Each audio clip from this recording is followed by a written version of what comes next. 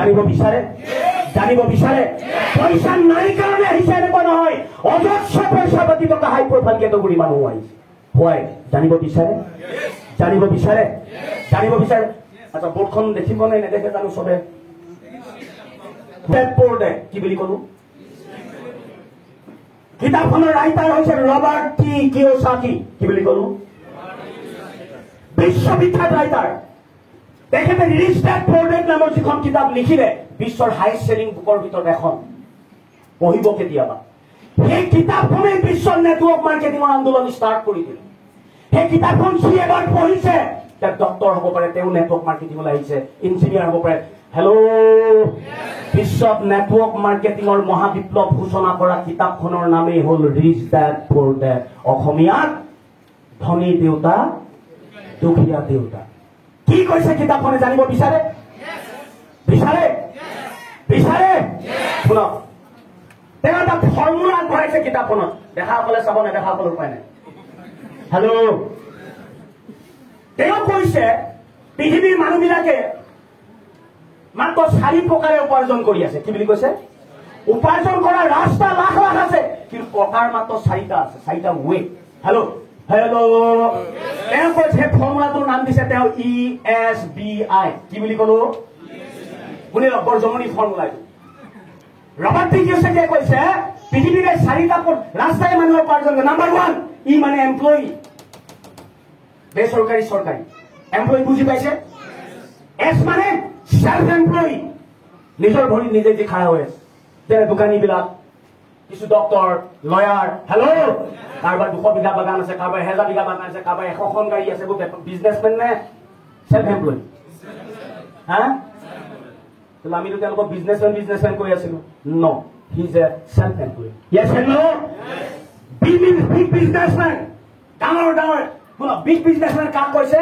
যাৰ তলত হাজাৰ হাজাৰ মানুহে কাম কৰি আছে, হাজাৰ হাজাৰ কোটি টকা ইনভেষ্ট কৰিছে, লাখ লাখ মানুহে কাম কৰি আছে। দে আৰ দ্য বিগ বিজনেছমেন, ডাঙৰ কোম্পানীৰ মালিক বিলাক।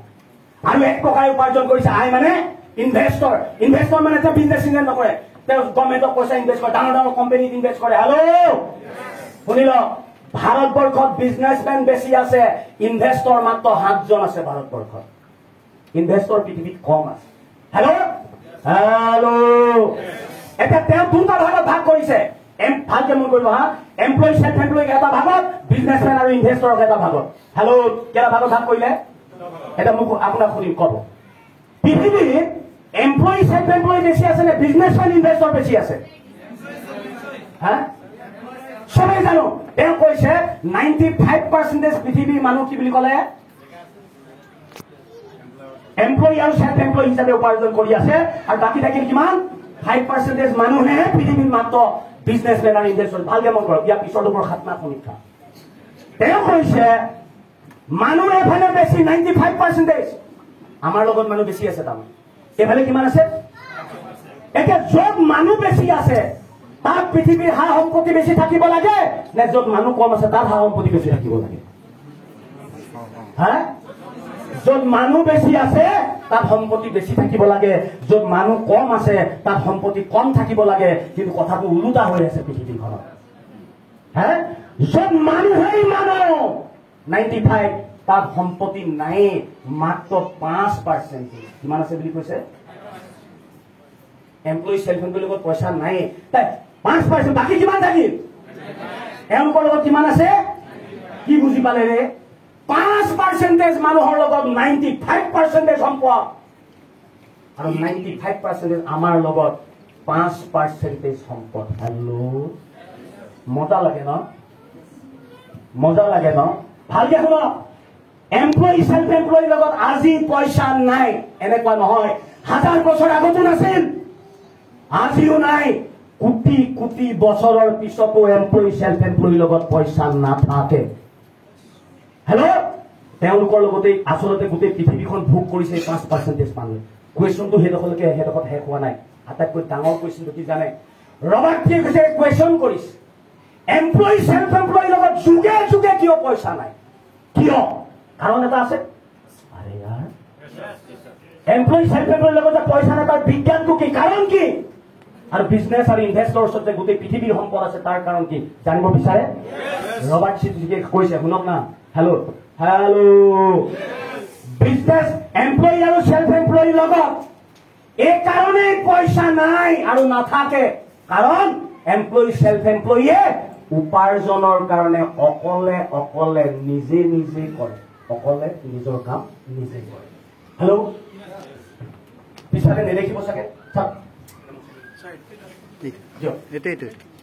পিছফালে নেদেখিব মাষ্টৰে নিজৰ কাৰণে নিজে কৰিছে খেতিয়কে নিজৰ কাৰণে নিজে ঠেলাৱালা ৰিক্সাৱালা দোকানী চব অকলে অকলে আমি কাম কৰিছো ৰাইট ৰাইট আৰু বিজনেছমেন ইনভেষ্টৰে অকলে অকলে কাম নকৰে তেওঁলোকে লগত হাজাৰ হাজাৰ মানুহ লৈ কাম কৰে তাৰমানে তেওঁলোকে হেল্ল' টিম ৱৰ্ক কৰে কি কৰে ভালকে মন কৰক আমি ইণ্ডিভিজুৱেল ৱৰ্ক কৰো আৰু তেওঁলোকে টিম ৱৰ্ক কৰে আকৌ শুনক ইণ্ডিভিজুৱেল ৱৰ্ক কৰে কাৰণেই employee self employee income limited বুলি কৈছে লিমিটেড ইনকাম আৰু বিজনেছমেন আৰু ইনভেষ্টৰে টিম ৱৰ্ক কৰে কাৰণে কি বুলি কৈছে আনলিমিটেড ইনকাম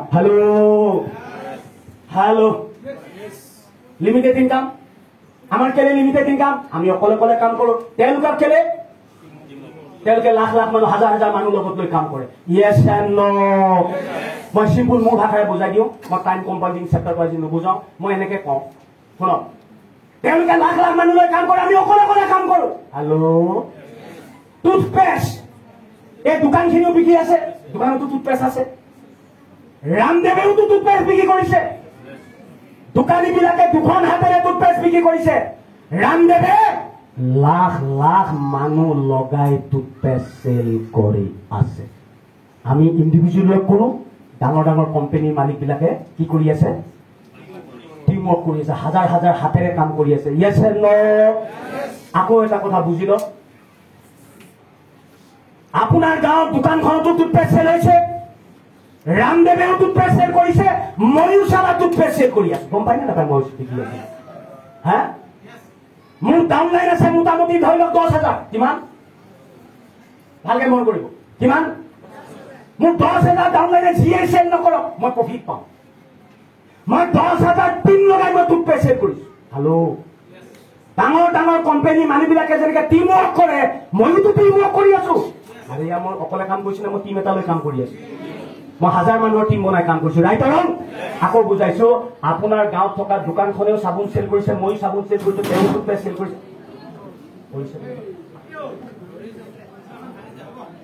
একো এটালি এটা বুজাই দিয়ক মানুহ পৰি জনাই দিয়ক হ'ব এনে চাওক হা আৰু আমাৰ এমপ্লয়ী সেল্ফ এমপ্লয়ীৰ লগত কিয় পইচা নাই আমি ইণ্ডিভিজুৱেল ৱৰ্ক কৰো নেটৱৰ্কাৰ বিলাকে ইণ্ডিভিজুৱেল ৱৰ্ক কৰে নে টিম ৱৰ্ক কৰে হা আজি মোৰ লগত হাজাৰ মানুহ আছে তাৰমানে হাজাৰ মানুহৰ মই টিম ৱৰ্ক কৰি আছো ৰামদেৱে ইণ্ডিভিজুৱেল ৱৰ্ক কৰিছে নে টিম ৱৰ্ক কৰিছে মুকেশ আম্বানীয়ে ইণ্ডিভিজুৱেল ৱৰ্ক কৰিছে নে টিম ৱৰ্ক কৰিছে টিম ৱৰ্ক এখন বাগানৰ মালিকে ইণ্ডিভিজুৱেল ৱৰ্ক কৰে নে টিম ৱৰ্ক কৰে হাজাৰ কৰ্মচাৰী আছে হাজাৰ জনীয়া টিম ৱৰ্ক কৰে আজি আমিও টিম ৱৰ্কে কৰিছো টিম ৱৰ্কৰ পাৱাৰটো নেটৱৰ্কত কৰিছে মই আকৌ এবাৰ বুজাই দিছো হেল্ল' দোকানখনেও চাবোন চেল কৰিছে ময়ো চাবোন চেল কৰিছো হেল্ল' দোকানখনে দুখন হাতেৰে চাবোন চেল কৰিছে আৰু মই চালা 20,000 হাতেৰে চাবোন চেল কৰি আছো কাৰণ মোৰ ডাউনলাইন 10,000 হেল্ল' হেল্ল' হেল্ল' কথাটো হয়নে নহয়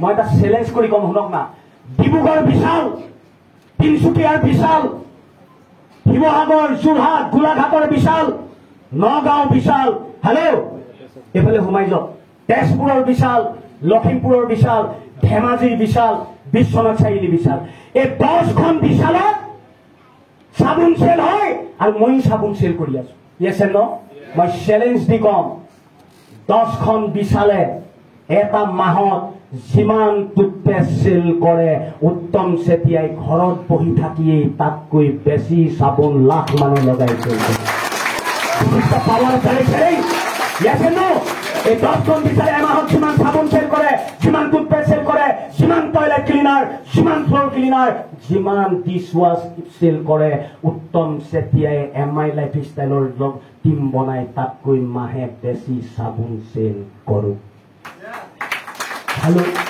হেল্ল' হেল্ল' যেনে হওক তেওঁলোক আমি এমপ্লয়ী সেলফ এমপ্লয়ী কি কৰে ইন্ডিভিজুৱেল বিজনেছমেন ইনভেষ্টৰে কি কৰে ইন্ডিভিজুৱেল ৱৰ্ক কৰে কাৰণেই লিমিটেড ইনকাম আৰু এওঁলোকে টিম ৱৰ্ক কৰে কাৰণেই আনলিমিটেড ইনকাম আনলিমিটেড ইনকাম মানে কি মেবি ইনকাম 1 টকাৰ পৰা ষ্টাৰ্ট হ'ব 10 টকা হ'ব 100 টকা হ'ব 1000 হ'ব 2000 হ'ব বাঢ়ি যাব বাঢ়ি যাব বাঢ়ি যাব বাঢ়ি যাব বাঢ়ি যাব বাঢ়ি যাব বাঢ়ি যাব বাঢ়ি যাব এদিন গৈ আপোনাৰ ইনকামে আকাশ চুব সেইটোকে আনলিমিটেড ইনকাম বুলি কোৱা নাযায় জানো yes and no yes and no হৈ গ'ল ডাইৰেক্ট সেলিং ইণ্ডাষ্ট্ৰী মানে আনলিমিটেড ইনফাৰ্জন কৰে মই জাষ্ট মোৰ এতিয়ালৈকে আনলিমিটেড ইনকাম হোৱা নাই হেল্ল' কিন্তু মোৰ ইনকাম ডাঙৰ মই এতিয়ালৈকে 25ৰ পৰা 30 লাখৰ ভিতৰত মন্থলি ইনকাম কৰোঁ 30 হেল্ল' বহুতে ভাবিছে কি এইটো 25 টকা 30 মান পাওঁতে এটা উস্তাদি চাহ হ'ব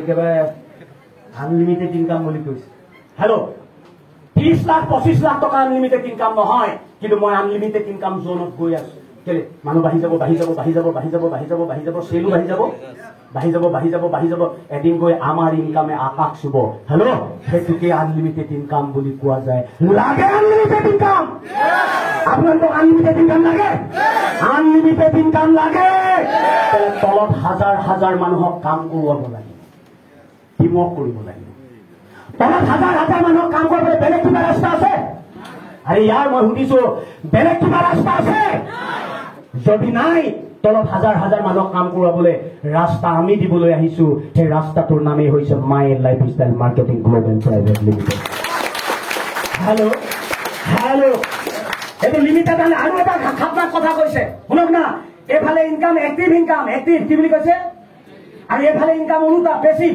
হেল্ল' আমাৰ ইনকাম এক্টিভ তেওঁলোকৰ ইনকাম কেলে এক্টিভ মই মোৰ ইনকামৰ কাৰণে অকলে অকলে কাম মই যদি মই থাকো খেলাই খতম হেল্ল' হেল্ল' তেওঁলোক কাম কৰিলেহে ইনকাম পাব সেইটোকে এক্টিভ ইনকাম বুলি কোৱা যায় পেছিভ ইনকাম কাক কয় কাম কৰিলেও পইচা পাব কাম নকৰিলেও পইচা পাব হেল্ল' মৰি যোৱাৰ পিছতো তেওঁ কৰি থৈ যোৱা কামটোৰ পৰা জেনেৰেশ্যন পইচা আহি থাকিব that is called passive income hello' এটা এমপ্লয়ী